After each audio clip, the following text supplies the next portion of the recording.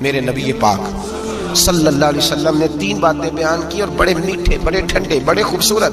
اس خدا را جنہوں نے بچیوں کے رشتے کرنے ہیں، منت کر رہا ہوں انہیں بچوں کے رشتے کرنے ہیں، خدا را ان کی بنیاد صحیح رکھنا. ہم تو ایک سائڈ پہ ہو جائیں گے، بڑے لوگ تو بڑی جلدی کونوں میں گھس جائیں گے. ان کو آگ میں نہ جھونکنا، خدا را بیٹے کے ساتھ ظلم نہ کرنا، بیٹی کے ساتھ زیادتی نہ کرنا. ان کو ساری زندگی آپس میں جھگڑنے کے لیے تنہا نہ چھوڑ دینا. میرے نبی کریم صلی اللہ علیہ وسلم نے فرمایا 3 چیزیں دیکھ کے لوگ شادی کرتے ہیں. حضور کیا؟ اللہ کے حبیب نے فرمایا لوگ دولت دیکھ کے شادی کرتے ہیں. اپنی بیٹے اور بیٹے کی شادی دولت دیکھ کے نہ کرنا، دولت متکبر بنا دیتی. لفظ حدیث میں فرمایا نہ خالی دولت نہ دیکھنا، خالی دولت دیکھ کے شادی نہ کرنا، یہ متکبر بنا دے گی. اور جو بھی دولت لے کے آئے گی، جب وہ خامد کو عزت نہیں دے رہی تو خامد کی ماں کا تو دوسرا حصہ ہے، خامد کے باپ کا تو تیسرا درجہ ہے، اس کے بہن بھائیوں کا تو چوتھا درجہ ہے. تو بھائی جو خامد کو ہی سمجھتی ہے کہ یہ تو میری دولت کے پیچھے آیا ہے، تو کسی اور کو کس نظر سے وہ دیکھے گی؟ میرے نبی کریم علیہ السلام نے فرمایا لوگ چہرے کی ظاہری خوبصورتی دیکھ کے شادی کرتے ہیں، ظاہری خوبصورتی دیکھ کے، خالی حسن دیکھ کے شادی نہ کرنا، یہ تو سرکش بنا دیتا ہے. حضرت ابو بکر شبلی رحمۃ اللہ علیہ صوفی بزرگ تھے. ایک نوجوان آ گیا، کہنے لگا حضور میں آپ کی بیٹی پہ عاشق ہو گیا ہوں، اور میں ڈائریکٹ اس کی طرف نہیں گیا، میں نے اس کو کوئی وسوسہ دے کے اپنے ساتھ اس کو ایڈجسٹ کرنے کی کوشش نہیں کی، میں اخلاقیات کے دائرے میں رہ کے رشتہ لینے آیا ہوں. فرمایا تجھے میری بیٹی کی کون سی چیز اچھی لگی؟ نوجوان کہنے لگا خوبصورت بڑی ہے. آپ نے فرمایا ٹھیک ہے، تو 1 مہینے کے بعد آنا، میں تیرا رشتہ کر دوں گا. حضرت نے اس کو دوائی کھلائی، بچی کو دست آنے لگے، پخانے لگ گئے. 1 مہینہ سارا وہ پخانے کرتی رہی. وہ جو پخانہ کرتی تو ایک مٹکے میں گھڑے میں سنبھال دیتے. 1 مہینے کے بعد وہ نوجوان آیا، اس نے دیکھا کہ اس کی آنکھوں کے نیچے سیاہیاں پڑ گئی، رنگ بدل گیا ہے، کمزور ہو گئی، ہاتھ کانپتے، ہڈیوں کا گٹھا بن کے لگی ہوئی ہے. فرمایا آجا میں تیار ہوں. پردہ ہٹایا کہ میری بیٹی ہے شادی. کہنے لگا میں نے تو نہیں اس سے شادی کرنی. کہ تو کہتا تھا عشق ہو گیا ہے، پیار ہو گیا ہے. تو اس نے کہا صاحب میں تو اس کی خوبصورتی سے پیار کرتا تھا. تو آپ نے فرمایا اگر شادی کے بعد میری بیٹی بیمار ہو جاتی، اگر نکاح کے بعد اس کے حالات بگڑ جاتے تو کیا کرتا؟ آپ نے فرمایا ادھر آ میں تجھے بتاؤں تجھے پیار کس چیز کے ساتھ تھا. اس کا بازو پکڑا اور گند والے مٹکے پہ لے گئے. فرمایا تو اس گند سے پیار کرتا، یہ ہے تیری محبت. میرے نبی پاک صلی اللہ علیہ وسلم نے گھر ٹوٹنے سے بچانے کا نسخہ پہلے یہ بتایا. فرمایا خالی دولت دیکھ کے شادی نہ کرنا، دولت متکبر بنا دے گی. اور خالی حسن دیکھ کے شادی نہ کرنا، حسن آدمی کو سرکش بنا دیتا ہے. حضور کیا دیکھیں؟ فرمایا دین دیکھ کے شادی کرنا، اللہ تمہارے لیے برکت پیدا فرما دے گا. دین دیکھ کے نکاح کرو، دین دیکھ کے نکاح کرو.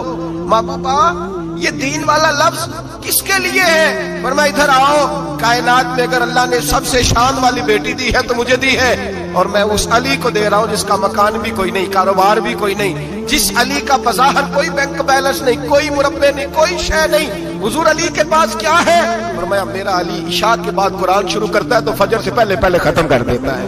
میرا علی صبح کی نماز کے وقت تلاوت شروع کرتا ہے تو ظہر سے پہلے قرآن مجید پڑھ دیتا ہے.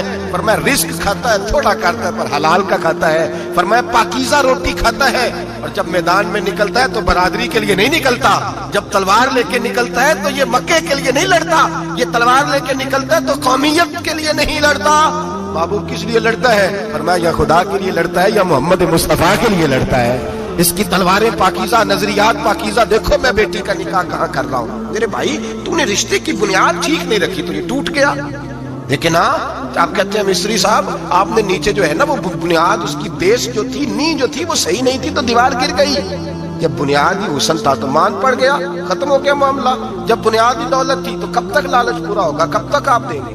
دین اللہ کرے ایسے لوگ بھی ملے جو کہیں پہلے پوچھ لینا بچہ نمازی ہے کہ نہیں.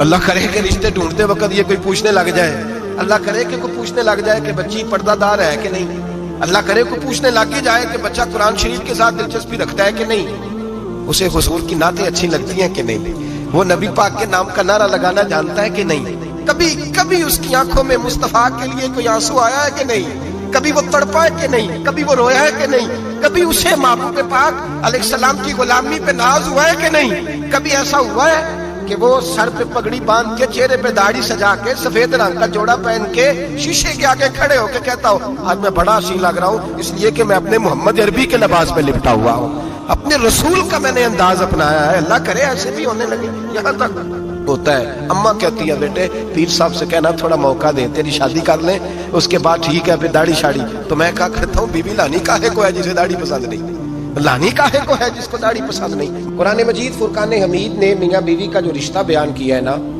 اس رشتے کو آپ سمجھیں جو قرآن پاک نے میاں بیوی کا رشتہ بیان کیا. کہا ہن لباس لکم وانتم لباس لہن, فرمایا بیویاں تمہارا لباس ہیں اور تم ان کا لباس ہو.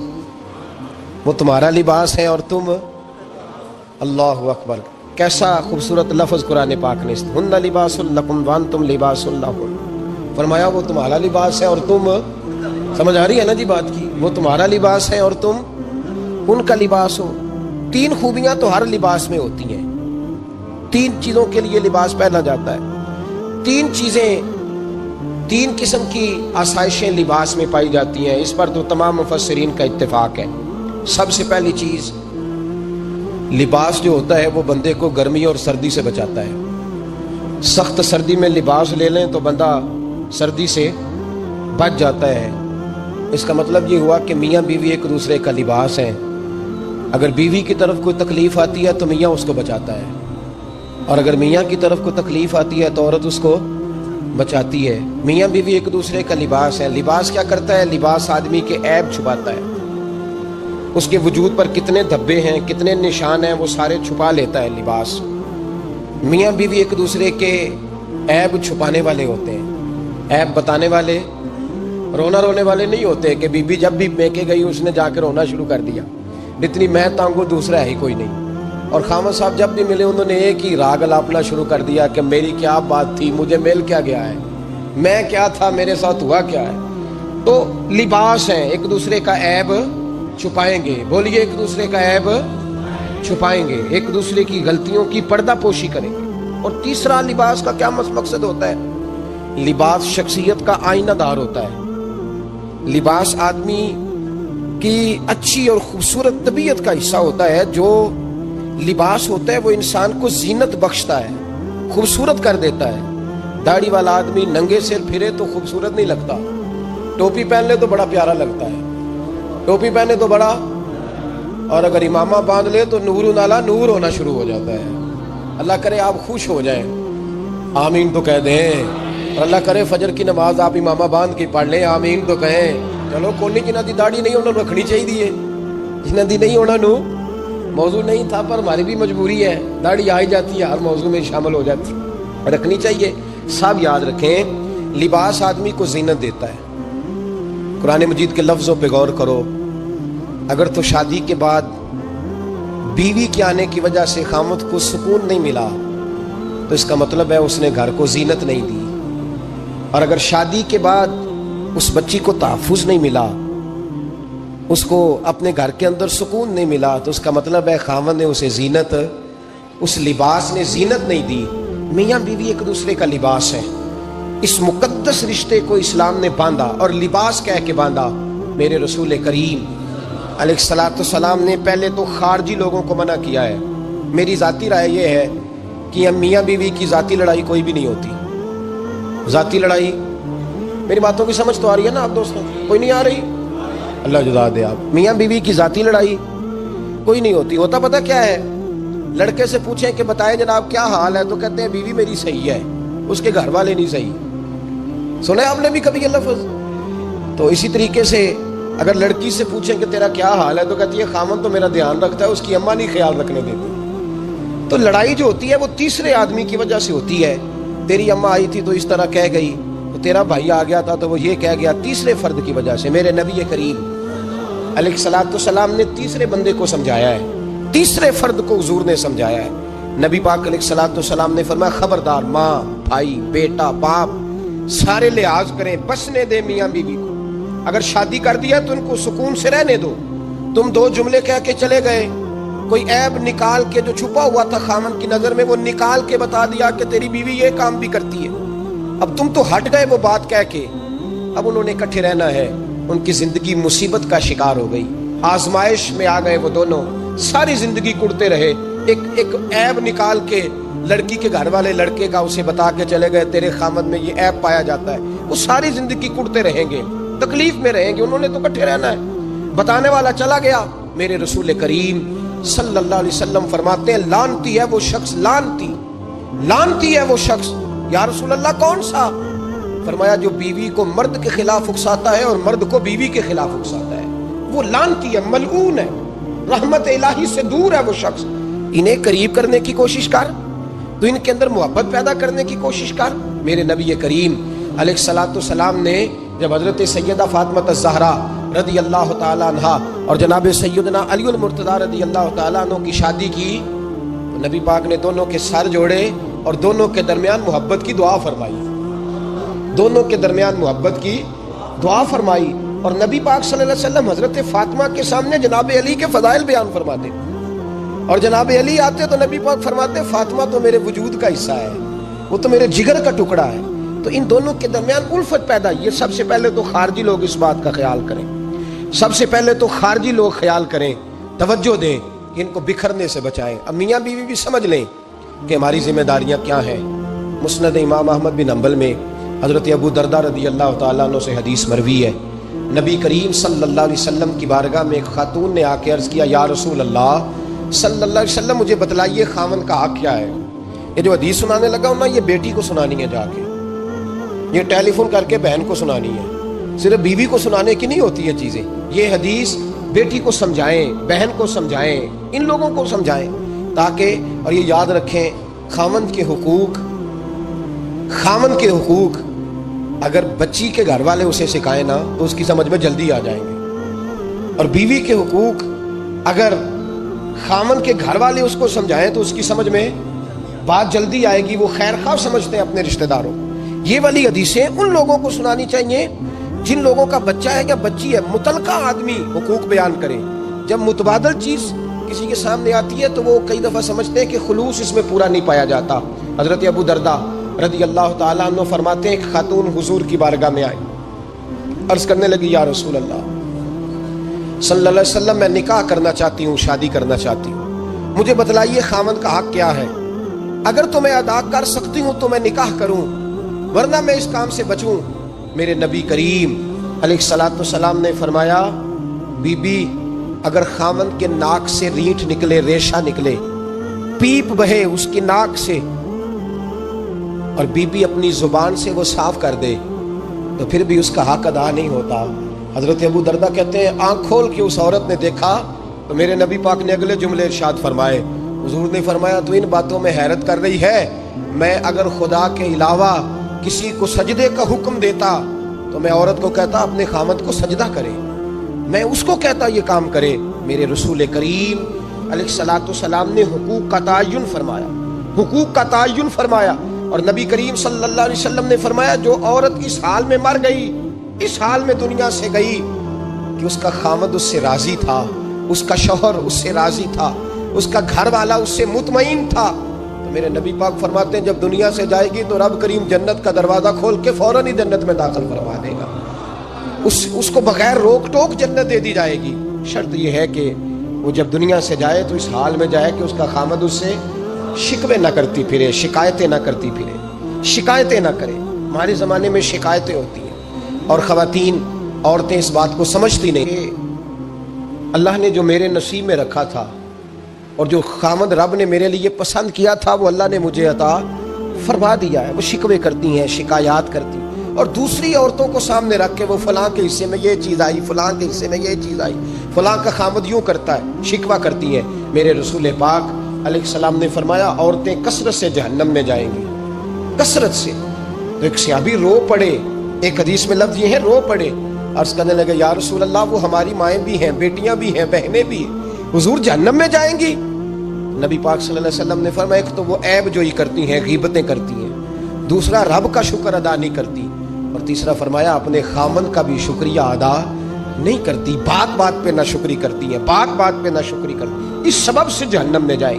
عورت کے حقوق کا تعین فرمایا, اور ساتھ ہی میرے رسول پاک علیہ السلام نے مرد کی طرف توجہ فرمائی, اور کیا خوبصورت لفظ ارشاد فرمایا تم میں ہر آدمی اپنے آپ کو اچھا سمجھتا اور اچھا کہتا ہے, ہر آدمی کہتا ہے, لیکن کوئی اگر مجھے آ کے پوچھے گا کہ محبوب آپ کی امت میں اچھا کون ہے تو حضور فرماتے ہیں میں اسے اچھا سمجھوں گا جو اپنے گھر والوں کے حق میں اچھا ہے، جو اپنی بیوی خیرکم لأہلہ، تم میں سے بہترین وہ ہے جو اپنے گھر والوں کے لیے اچھا ہے۔ اور فرمایا جاؤ میرے گھر جا کے پوچھ لو، وانا خیرکم لأہلی، میں تم سب سے زیادہ بڑھ کر اپنے گھر والوں کے لیے اچھا ہوں۔ تم میں بہترین وہ ہے جو اپنے گھر والوں کے لیے، بال بچوں کے لیے، بیوی کے لیے اچھا ہے۔ رسول کریم علیہ السلام نے خامند کو حکم دیا اور ارشاد فرمایا کہ عورت ٹیڑھی لکڑی ہے، بیچاری کو اللہ نے عقل پوری نہیں دی۔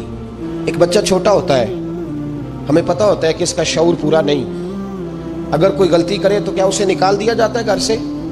بولے، چھوٹا بچہ ہے، وہ کئی دفعہ بڑا نقصان کر دیتا ہے، آپ کیا کہتے ہیں؟ اسے مارتے ہیں، کلاڑی لے آتے ہیں اس کے لیے؟ اس طرح کرنا چاہیے، اس کے ابے کو بلا لینا چاہیے، بےزتی کرنی چاہیے پنچایت میں بٹھا کے کہ یہ غلطی کی ہے تیرے بچے نے۔ بھائی دادا یہ کام کرتا ہے؟ بولے نا، کیوں نہیں کرتا؟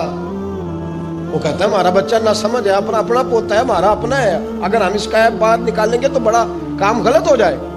لیکن وہی ابا جی جب بہو کوئی غلطی کر بیٹھتی ہے تو پنچایت بلاتے ہیں، لوگوں کے سامنے معاذ اللہ تعالیٰ بڑی کڑوی کسیلی باتیں کرتے ہیں، ایسی باتیں کرتے ہیں کہ جو ان کی بیٹی کے بارے میں کہی جائے تو وہ کبھی پسند نہ کریں، اتنے سخت جملے کہے جاتے ہیں، بیٹی والے کو رسوا کیا جاتا ہے۔ میرے نبی کریم علیہ السلام نے فرمایا یہ ٹیڑھی لکڑی ہے، بیچاری کو اللہ تبارک و تعالیٰ نے اپنی حکمت کے تحت عقل آدھی عطا فرمائی ہے، تم اگر چاہو گے سیدھی کرنا تو یہ ٹوٹ جائے گی، سیدھی نہیں ہوگی۔ حضور کیا کریں؟ فرمایا اس کے ساتھ گزارا کرو، اللہ تمہیں اجر عطا فرمائے گا، اس کے ساتھ وقت گزارو، اللہ تمہیں اس کا، یہ ذہن بنانا چاہیے خامند کو کہ یہ، اور خامند کی ذمہ داری ہے۔ اعلیٰ حضرت رحمۃ اللہ علیہ نے فتاوی رضویہ کی 24ویں جلد میں بالتفصیل لکھا ہے، آپ فرماتے ہیں خامند کی ذمہ داری ہے عورت کو کپڑا فراہم کرنا، روٹی فراہم کرنا، رہنے کے لیے گھر دینا، نان نفقے کا خیال کرنا، اور آپ فرماتے ہیں اگر وہ مطالبہ کرے تو ہفتے میں ایک دن اس کے ماں باپ سے ملانے بھی لے جا سکتا ہے۔ ہفتے میں، جی کوئی نہیں بول دے تسی، ہفتے نہیں، یہ نہیں صحیح لفظ، ہر ہفتے اے سوکھ ہے، کدوں ملان کرنا ہے؟ پاویں نہ بولو، گل جڑی سچی ہو تے سچی ہے، ملان کدوں لے جانا ہے؟ اچھا اپنی اماں نو روز ملدا ہے سویرے شام، تے وہ کہندی مینوں بھی اماں نو ملا لیا، تے کہندا روز نہیں جائیدا، تو تم بھی نہ مل اپنی اماں نو روز بھائی۔ دیکھیں نا، اعلیٰ حضرت فرماتے ہیں ہفتے میں ایک دفعہ ماں باپ سے بولے۔ بیٹی کا پیار ماں باپ سے زیادہ ہوتا ہے کہ بیٹے کا؟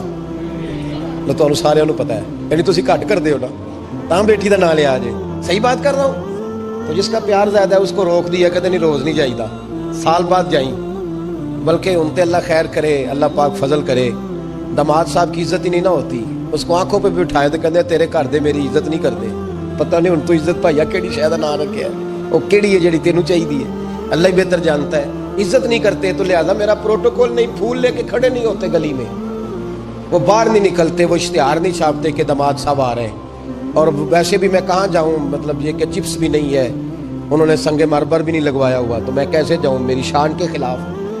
اعلیٰ حضرت فرماتے ہر ہفتے وہ بیٹی جو ہے، تو بیٹیاں ہوتی ہیں، یہ تو اس دن پتہ چلتا ہے نا جب اپنی بیٹی بندہ ڈولی میں ڈالتا ہے، پھر پتہ چلتا ہے کہ دل کرتا ہے ہر ہفتے اس کو ملنے کو، دل کرتا ہے کہ وہ آئے، چہرہ دکھائے، ایک دفعہ مل جائے، ہر ہفتے اس کو ملوانے لے کے جائے، اس کی غلطیاں معاف کرے، اس کے عیبوں پہ پردہ ڈالے، اس کی کوتاہیوں کا خیال کرے، اس سے درگزر کرے۔ میرے نبی کریم صلی اللہ علیہ وسلم نے فرمایا میں اپنی امت کو حکم دیتا ہوں کہ اپنی بیوی سے بغض نہ پالنا، بغض نہ پیدا کرنا، کوئی غلطی کرے تو بغض نہ پیدا کرنا، بغض نہ رکھ لینا سینے میں کہ تو ہے ہی ایسی، تو ہے ہی، بغض نہ پالنا۔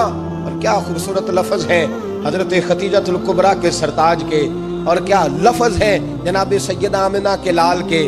میرے نبی پاک فرمانے لگے اگر تمہیں اپنی بیوی کی کوئی عادت ناپسند ہے تو غور کر لو، ڈھونڈ لو، اس میں ایسی بھی عادت تمہیں ضرور مل جائے گی جو تمہیں بڑی پسند ہوگی، ڈھونڈ لو، غور کر لو، مل جائے گی، کوئی ایسی بھی مل جائے گی جو تمہیں بڑی پسند ہوگی، وہ بھی تمہیں مل جائے گی، ڈھونڈو تو صحیح، تلاش تو کرو، بغض کی اینک نہ لگانا، بغض کی اینک لگا کے دیکھو گے تو کچھ نہیں ملے گا۔ نبی رحمت سید عالم صلی اللہ علیہ وسلم، پہلی بات یہ ہے کہ اللہ کے حبیب نے تعین فرمایا، اور پھر عملی طور پر حضور نے وہ چیزیں کر کے دکھائیں